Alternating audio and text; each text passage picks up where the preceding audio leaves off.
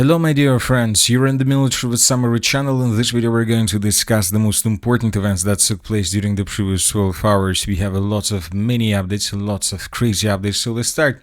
And of course, the craziest updates are coming from a state from the Southern America, from Venezuela. This morning, the United States of America, according to information we have, started their limited special Venezuelan operation. And I was just planning to go outside and to buy a popcorn and to prepare myself before making all updates about the situation in this small state, as the President of the United States of America stated that the special Venezuelan operation finished. So this is the statement that was made by the President of the United States of America.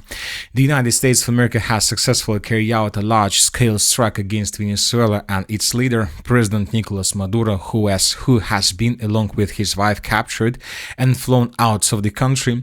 This operation was done in conjunction with the U.S. law enforcement. Details to follow. There will be a news conference today at 11 a.m. at Mar-a-Lago. Thank you for your attention to this matter, President Donald Trump. So this is the situation. Once again, I was just planning to go outside to buy popcorn and everything finished. That was probably the shortest or the fastest special operation carried out by any state in the world. Anyway, let's wait and see what is going to be next. But before we continue with Ukraine, let's discuss a few statements and a few things that I would like to point to attention.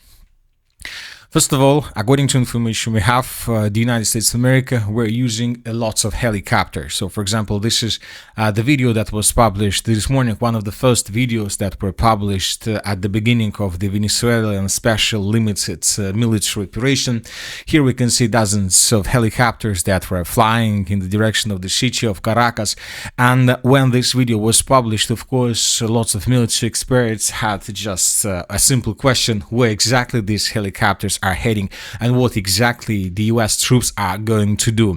So during the morning, before the President of the United States of America made a statement that everything finished, lots of experts made a conclusion that most likely the United States of America managed to establish complete control over the La Carlota air base in the central part of the city of Caracas, and experts suppose that the United States of America made something similar to the Gostomel operation that took place in Kiev at the beginning of the special military operation. When you remember that Russians land infantry in the area of the Gostomel airfield, and that was basically the beginning. So lots of experts suppose that something similar happened on the territory of Venezuela, but this is not the case. Of course, the US troops were planning to do something, were tasked to do something, but obviously not to land in the central part of Caracas with the purpose to establish control over the territory.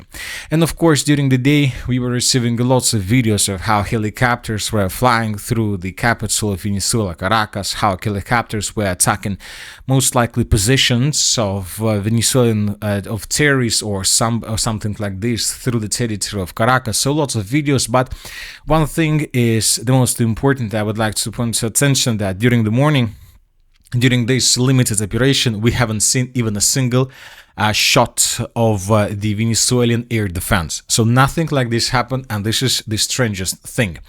And once again, when everything finished, during these attacks, we had reports that there were attacks on the Fort Tijuana, let's say military base. We had a report about the targets that were attacked. The list of US attacked facilities in Venezuela was published by the President of Colombia. The following were subjected to airstrikes: La Carlota Airport, the mountain military garrison in Casilla de la Mara, the Federal Legislative Palace in Caracas, and many other different military objects through Caracas mainly and through Venezuela itself. But once again, I was just planning to go for popcorn, and the President of the United States of America stated that everything finished. Later, he provided additional details who exactly was involved in this operation: the Special Forces, Delta Special Forces. But you know that there are a few very important things that I would like to point to attention. First of all, when these attacks started, when we started receiving first videos with attacks, we received a report that at least three high-ranked persons of Venezuela lost. We're talking about the president of Venezuela, Maduro. We're talking about the Minister of Defense of Venezuela. We are talking about the Minister of Police Department. So the head of Police Department. 3 people, let's say, disappeared. And when the president of the United States of America stated that Maduro was captured, the Minister of Defense made a video where he told that Venezuela is not going to give up. So one thing. So when the helicopters were attacking, where helicopters were bringing troops on the territory of Caracas with the purpose to capture the president of Venezuela, Maduro, we haven't seen even a single attack with air defense, which means that according to my understanding of the situation, that the president of Venezuela, Maduro, was betrayed. He was betrayed by his inner circle and probably by the Minister of Defense, who disappeared as well. And most likely he was captured by the Venezuelan forces, and later he was handed over to the Delta Special Forces. Of course, this is a very big operation conducted not just by Special Forces, by CIA, of course, as well. So lots of people were involved in this operation, but the thing that happened on the territory of Venezuela, it was the process when most likely the President Maduro was handed over to the Special Forces of the United States of America. Anyway, let's wait and see what is going to be next. Let's wait and see what is going to happen with Venezuela. Let's wait and see what is going to happen with the possible new leader of this state.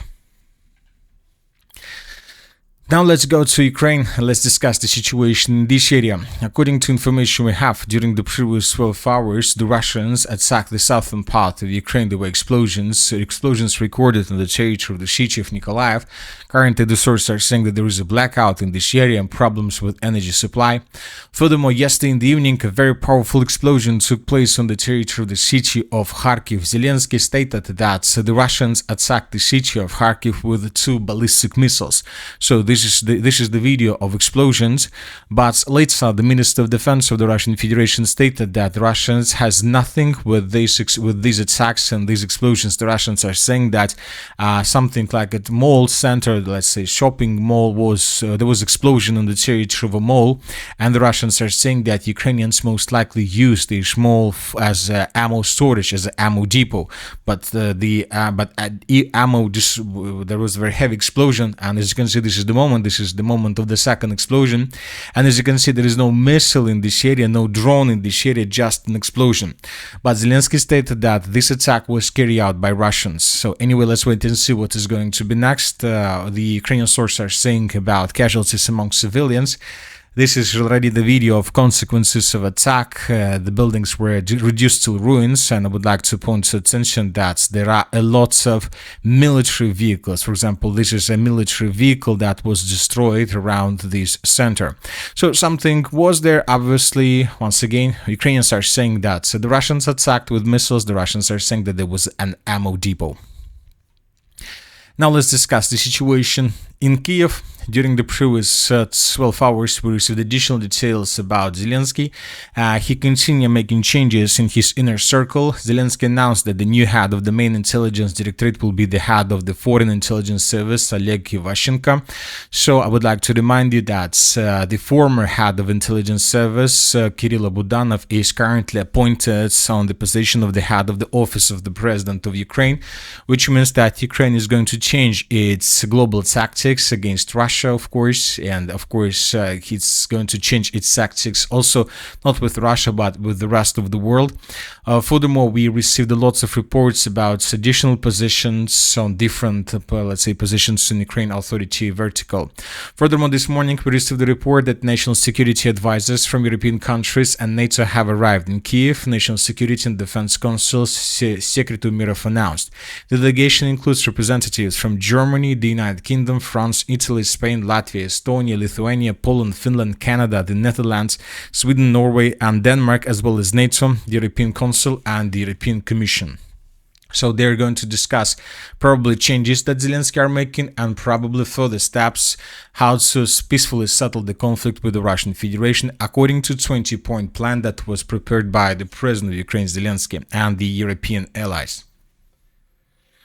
As for the situation on the ground, during the previous 12 hours, not so many changes were recorded. We have a video published from the settlement of Bilagoria, which was partially captured by Russians during the previous 48 hours.